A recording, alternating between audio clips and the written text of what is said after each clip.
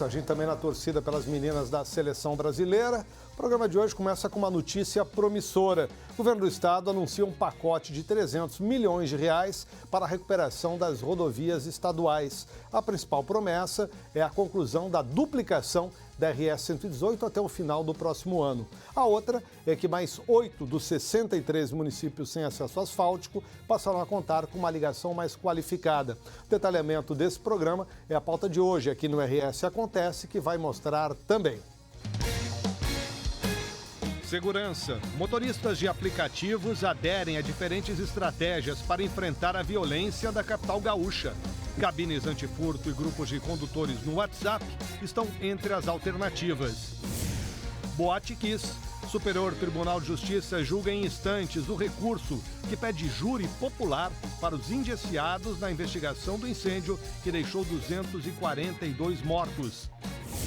Cultura. Museu de Arte do Estado abre hoje exposição de quadro de mais de 100 anos que remonta uma importante passagem da história do Rio Grande do Sul.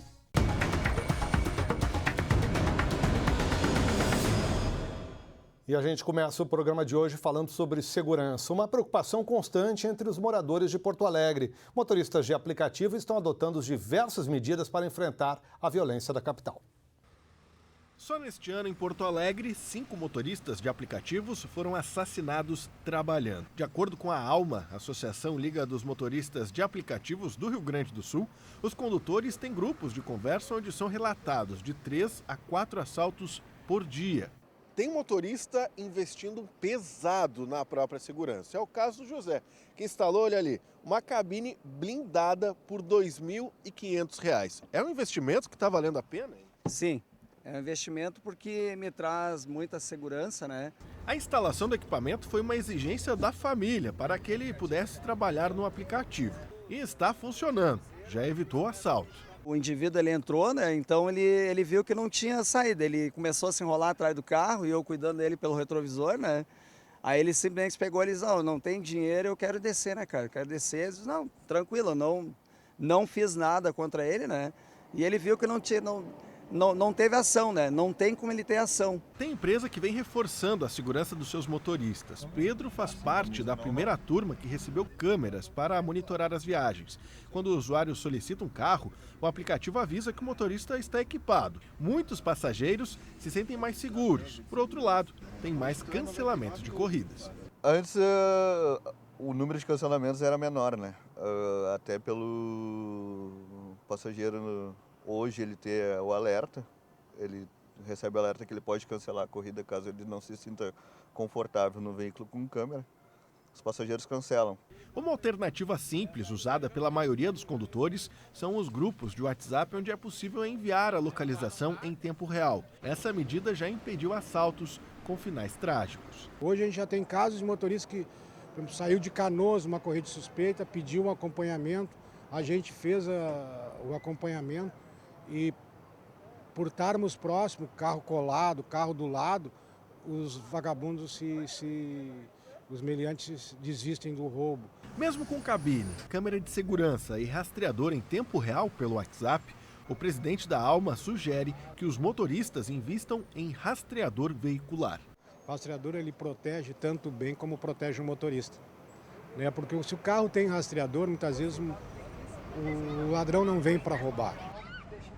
300 milhões de reais para a recuperação de rodovias estaduais em todas as regiões do Rio Grande do Sul. A maior parte dos recursos irá para a conclusão da 118, uma obra que vinha sendo encantada. O secretário dos Transportes, o Vitor Costela, que ontem, junto com o governador Eduardo Leite, participou desse anúncio, é nosso entrevistado hoje aqui no RS Acontece. Secretário, vamos começar pela 118, que até nós falamos ontem aqui no programa. Final do ano que vem, se tudo der certo, a duplicação está concluída. Uma boa tarde. Boa tarde, André. Que alegria estar contigo no RS Acontece mais uma vez. Aliás, parabéns pela reportagem que recentemente também tu fizeste por aqui pelo RS Acontece sobre a RS 118 e que hoje, na verdade, um sonho que começa a virar uma realidade. Anunciado ontem pelo governador Eduardo Leite, 131 milhões para a conclusão de uma obra tão sonhada e, aliás, André, tão fiscalizada também por ti. E eu quero novamente te agradecer por tudo que tu vens fazendo aí divulgando na busca de uma solução, algo que vem por mais de 2 décadas. São 20 anos, né, André, que estamos na busca de uma solução de uma rodovia tão importante para a região metropolitana e, por que não dizer, para o estado do Rio Grande do Sul. E a gente sabe que é difícil, era uma prioridade do governo anterior, que acabou não conseguindo concluir. Ontem o Banco de Cidade mostrou, secretário Juveiro Costela, questão do viaduto ali da 040 com a 118 em Viamão. Essas obras também abrangem esse viaduto? Na verdade, André, 131 milhões é para a duplicação da RS 118. O viaduto da 040 é um projeto e recurso da EGR, que tínhamos uma previsão de conclusão até o final de setembro e vai acabar alongando aí mais 30, 45 dias. Certamente, final de outubro e início de novembro é a meta, até início de novembro, a conclusão do viaduto da 040, uma grande obra também para a região metropolitana, para Viamão, ligando o litoral norte e que certamente o governador ainda irá fazer a entrega neste ano. Pois é, secretário, as obras também envolvem acessos asfálticos. O Rio Grande do Sul tem 63 municípios sem acesso, 8 vão ser contemplados. Por que esses 8, secretário Costela? Na verdade, André, primeiro quero assim, me permita que são 53, até houve uma informação aí que não acabou fechando, porque nós temos parte 53. desses 60, isso, parte desses 63, porque estão sendo executados, acabou ficando 53 acessos sem a complementação. 8 deles são oriundos que o Estado vai ter que fazer os acessos municipais, tendo a possibilidade daí de servir como contrapartida nos recursos dos 131 milhões, que é a conclusão da ERS 118. E 6 deles que serão entregues aí no decorrer deste ano ainda para a comunidade gaúcha, que são 6 acessos. 8 em fase de conclusão, de início de projeto e conclusão nos próximos anos, vamos dizer assim, até final do ano que vem. Se tudo correr bem, também vamos entregar muitos desses neste ano e no ano que vem. Secretário, em seguida a gente volta a conversar sobre as obras também mais para o interior do estado. O incêndio das lanchas na Marina da Conga, aqui em Porto Alegre. O proprietário do local ainda não prestou depoimento à Polícia Civil. Repórter Everton Calbar, da Band News FM, tem mais detalhes. Conversei agora há pouco com o delegado Cristiano Reschke. Ele é titular da 4ª Delegacia de Polícia da capital, localizada aqui na zona norte da cidade. Ele disse que vem buscando, junto ao advogado do proprietário, uma data para que ele venha prestar esclarecimentos aqui na delegacia. Ainda em paralelo a estes depoimentos, Reschke vem coletando novas informações para esclarecer melhor esta investigação. Segundo o delegado, só será possível apontar as causas do incêndio após o laudo pericial ser entregue. Isso pode demorar, no mínimo, 3 semanas. De acordo com o Corpo de Bombeiros, o local teria um plano de proteção contra incêndio inadequado. Nós vamos por um rápido intervalo comercial. Na volta, vamos falar sobre o caso da Boate Kiss. O STJ em Brasília julga hoje se haverá ou não júri popular. Nós já voltamos.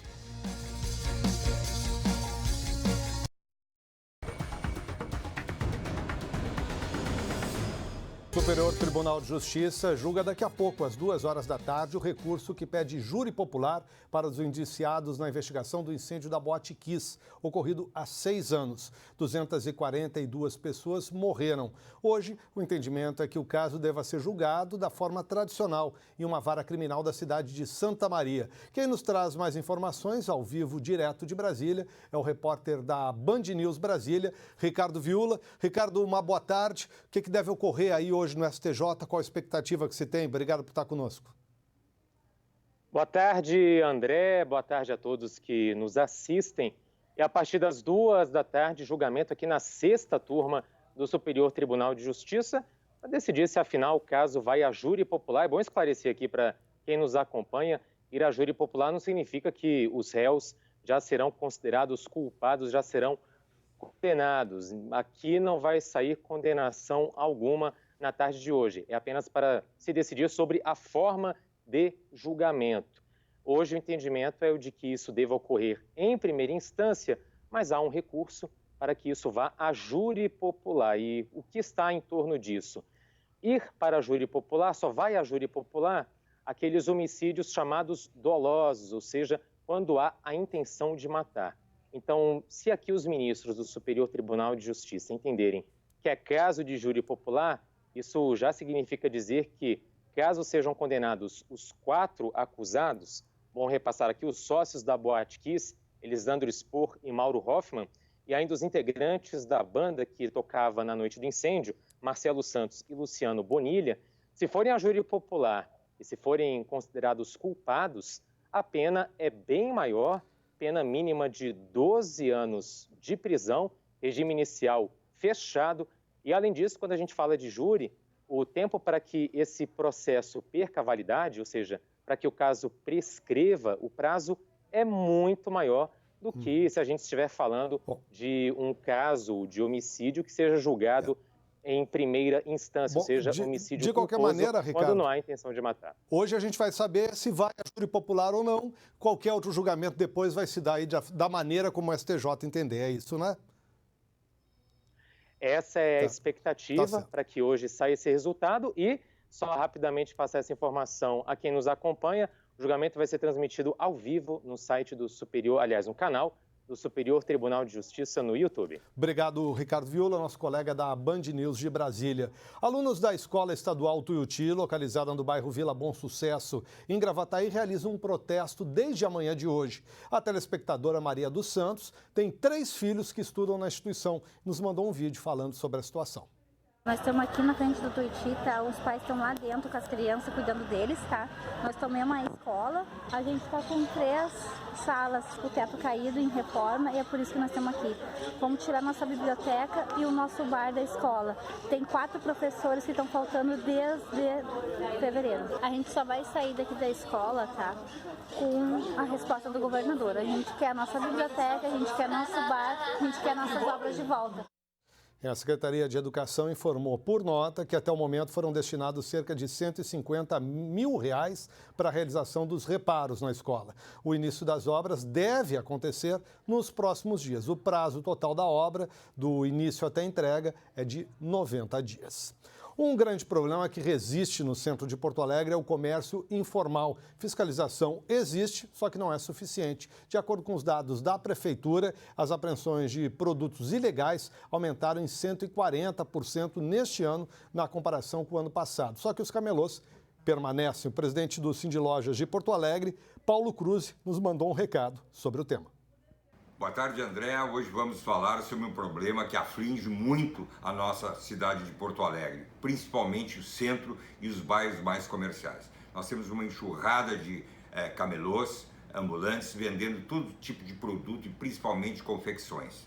Isso é um problema nacional, é um problema que as entidades Sindilojas, CDL, Sindiótica e o FEComércio têm trabalhado muito no sentido de coibir isso junto à Prefeitura Municipal, que tem feito realmente o trabalho de apreensão de produtos, tirando da rua os produtos, levando para o seu depósito, não devolvendo esses produtos. Porém, é um crime organizado, é um setor que está muito organizado a nível de Brasil e traz problema para nós. Alguns dias que são feitas batidas pela manhã, cedo, com a Brigada Militar, são retirados os camelôs. Porém, no decorrer do dia, eles voltam. O porquê? Por que disso? Nós estamos passando uma crise muito grande, as pessoas estão sem emprego e, por isso, procuram vender, mesmo que vendendo sem nota, sem garantia, podendo propiciar até problema de saúde para as pessoas. E isso seria importante, é um dado importante, que as pessoas, os transeuntes, os consumidores, não comprem desses produtos. Eles não têm garantia nenhuma de procedência, não sabem de onde vem. Além do que, não pagam impostos que são revertidos em prol do próprio consumidor. Ele paga um pouquinho mais caro, mas deixa de recolher impostos que distribuem saúde, educação e outras coisas melhores. Então é importante que o consumidor se conscientize. O Paulo Cruz é o palestrante de mais uma edição do Menupô, que ocorre nesse momento no Palácio do Comércio, aqui em Porto Alegre. O evento ocorre mensalmente, promove palestras sobre diversos temas. O assunto de hoje é o resultado da FBV, a Feira Brasileira do Varejo, que foi realizada em maio e atraiu milhares de visitantes até a capital gaúcha. Vamos voltar a falar com o secretário dos Transportes, Juvir Costela. A gente está falando sobre esse programa de recuperação das rodovias. 17 superintendências, secretário, receberam recursos. Algumas bastante recursos, como é o caso de Lajeado, outras recursos menores, como é o caso de Bagé. Por que tem essa diferença de uma superintendência para outra, secretário?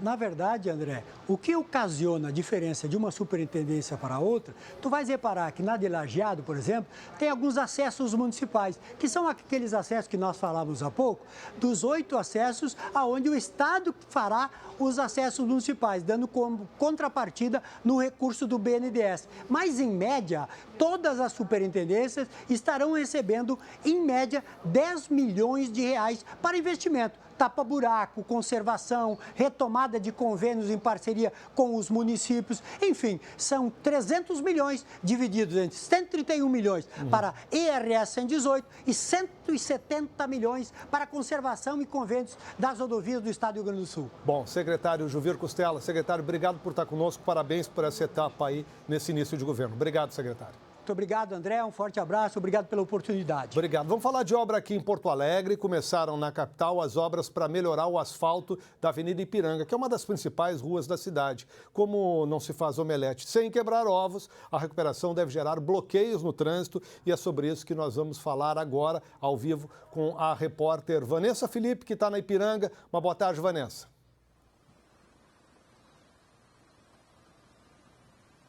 Oi, André, boa tarde para ti, boa tarde para todo mundo. Na verdade, estou na esquina da Edivaldo Pereira Paiva com a Ipiranga, porque é por aqui que começa esse trabalho de requalificação do asfalto. Mas quem tem as informações mais exatas é o engenheiro e diretor do Departamento de Conservação de Vias Urbanas da Secretaria Municipal de Serviços Urbanos, o Nilton Magalhães. Nilton, obrigada pela presença, boa tarde. Começou ontem e a previsão de vocês é que dure por mais 15 dias. Como estão sendo feitos esses bloqueios? É um trabalho de requalificação funcional de vias, onde nós estamos bloqueando faixas específicas sem bloquear todas as vias.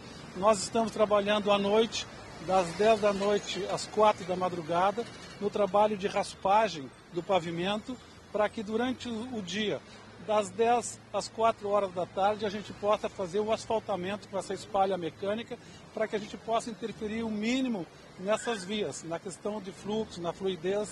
Então é um trabalho que Porto Alegre precisa. Nós vamos intensificar agora nos próximos 30 dias, aqui em avenidas como a Ipiranga, como a Bento Gonçalves, a Borges de Medeiros. Nós vamos seguir durante 12 meses fazendo esse trabalho de prevenção. É um trabalho que vai evitar os futuros buracos.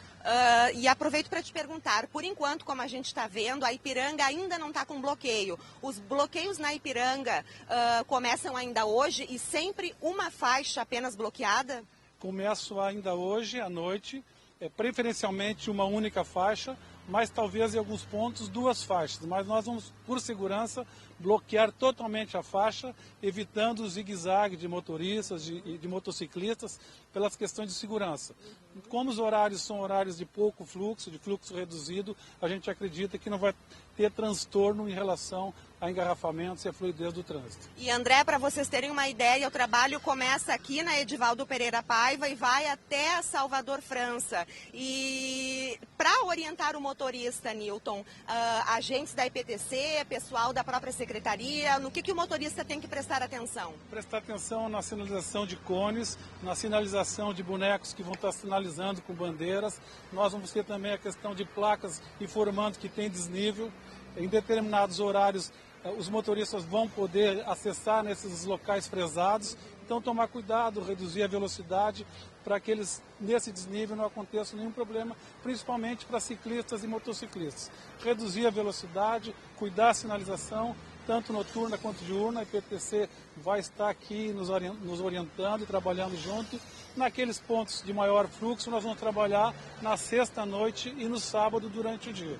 Ok, Nilton, muito obrigada pela tua presença. É isso, André. Então, atenção ao motorista, bloqueios aí pelo menos pelos próximos 15 dias aqui na Ipiranga, mas não haverá bloqueio total. Como disse o Nilton, sempre será bloqueada uma ou, no máximo, 2 faixas por vez. Devolvo aí para ti no estúdio. Obrigado, Vanessa. Há pouco a Defensoria Pública informou que está pedindo a transferência do regime fechado para o aberto e semiaberto de quase 700 presos no Rio Grande do Sul. A gente vai falar sobre esse assunto logo depois do intervalo comercial. Enquanto isso, você fica acompanhando imagens da Praça do Soldado, em Esteio, que foram enviadas há pouco pelo telespectador Rodolfo Fux. Nesse momento, por lá, faz 26 graus. Nós já voltamos.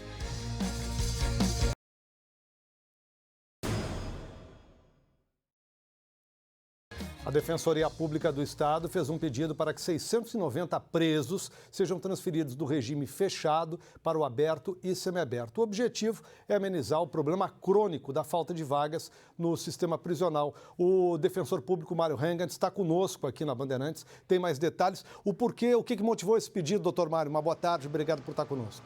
Boa tarde, André. Boa tarde a todas e todos. Esse pedido, na verdade, foi feito em um mutirão organizado pelo Núcleo de Defesa dos Direitos Humanos e Núcleo de Defesa de Execução Penal da Defensoria Pública, e ele visa a remoção de presos que estão no regime fechado, mas que já têm deferido no seu processo de execução criminal um regime menos gravoso, ou semiaberto ou aberto.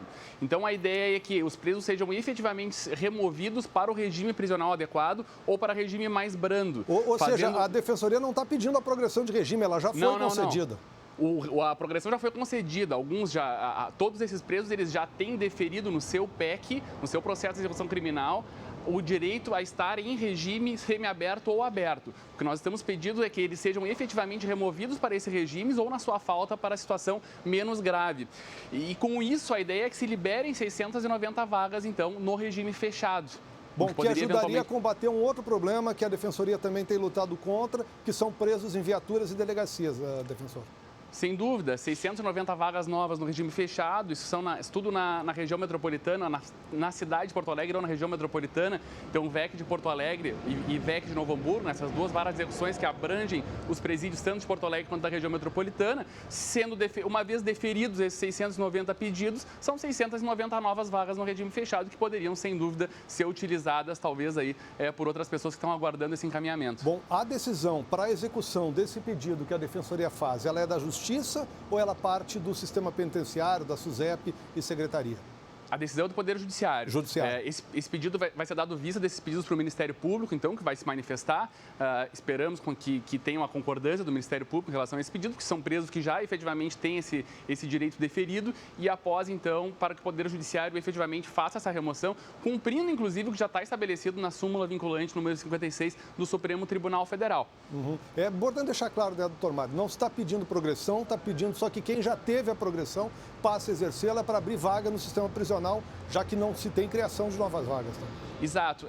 Eu só não digo exatamente a progressão, porque existem presos que já eles têm o mandado de prisão para iniciar o cumprimento já no semiaberto. Então, são todos presos que já têm direito, já têm o deferimento, já têm a ordem judicial para estar ou no semiaberto ou no aberto, mas que atualmente estão faticamente no fechado. Então, simplesmente se quer que seja observado aquilo que já foi deferido pelo Poder Judiciário, mas que não está sendo cumprido na prática. Doutor Mário, para a gente encerrar, ontem nós mostramos aqui que ainda tem presos em viaturas, em delegacias, especialmente aqui no Palácio da Polícia, na terceira DP. Está havendo um descumprimento da decisão judicial? Veja, nós noticiamos ao Poder Judiciário essa situação, que ainda, a informação que nós temos de que ainda há presos tanto em delegacias de polícia quanto em viaturas. Oficiamos o Poder Judiciário, então, para que pedimos que seja dada a efetividade, que seja cumprida efetivamente a decisão liminar que já foi deferida pelo Tribunal de Justiça do Estado do Rio Grande do Sul. Doutor Mário Hengat, que é defensor público, obrigado por estar conosco aqui nessa tarde, doutor Mário.